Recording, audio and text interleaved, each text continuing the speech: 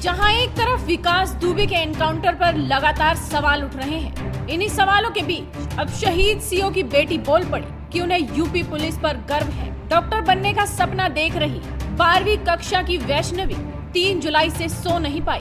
उसके पिता शहीद सीओ देवेंद्र मिश्रा की कुख्यात विकास दुबे और उसके साथियों ने जिस बेरहमी से हत्या की थी, वो उसे याद कर आज भी सिहर उठती है। वैष्णवी कहती है कि जिसने उनके पिता और 7 अन्य पुलिस कर्मियों की नृशंस हत्या की, वो भी ऐसी ही मौत के लायक था। इसलिए जो हुआ वो सही हुआ। शहीद पिता की 13वीं पर 20 साल की वैष्णवी ने कहा, विकास दुबे दुर्दांत अपराधी था जिसने मेरे पिता की हत्या की।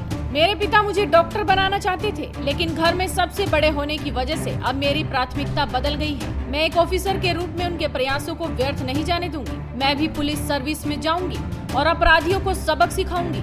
आपको बता दें कि विकास दुबे के गुर्गों ने टीएसपी के कुल्हाड़ी से पैर काटने से पहले उनके सिर और सीने पर पॉइंट ब्लैंक रेंज से गोली मारी थी। वैष्णवी मानती है कि कानून व्यवस्था बनाए रखने के लिए पुलिस अपराधियों की सांठगांठ को खत्म करना होगा। उन्होंने कहा, मेरे पिता हमेशा सच्चाई के लिए खड़े रहे।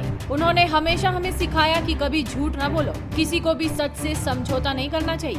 वैष्णवी ने ये भी कहा कि सीएम योगी आदित्यनाथ उनके पिता की तरह हैं और उन्होंने हर संभव मदद की। पिता की मौत से टूटी वैष्णवी के दुख की सीमा न रही जब उसे पता चला कि विकास दुबे और उसके साथियों के एनकाउंटर की तुलना हैदराबाद में बलात्कार के आरोपियों के एनकाउंटर से हो रही है। इस पूरे मामले पर वैष्णवी ने कहा कि दोनों घटनाओं का कोई मेल ही नहीं। हैदराबाद की घटना मानवता के प्रति जघन्य अपराध थी, तो उसके पिता और उनके साथियों की नृशंस सीधे सीधे व्यवस्था और सरकार को चुनौती देने का मामला है। और ऐसे में शहीद सीओ की बेटी इस पूरे एनकाउंटर को बिल्कुल सही ठहराती है और वो वाकई इसी के लायक था। इस वीडियो पर आप भी अपनी राय रखिए, साथ ही आपके अपने चैनल हेडलाइंस यूपी को सब्सक्राइब कीजिए।